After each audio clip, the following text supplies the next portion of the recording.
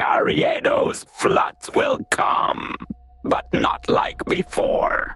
Manila sleeps over corrupted waters, and no one will hear the city's whispered warning until it's too late.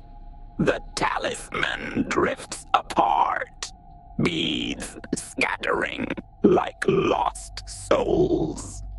In the flood's silent control, corruption isn't just a policy failure, it's a curse, drowning everything Anna thought she knew about the city she called home.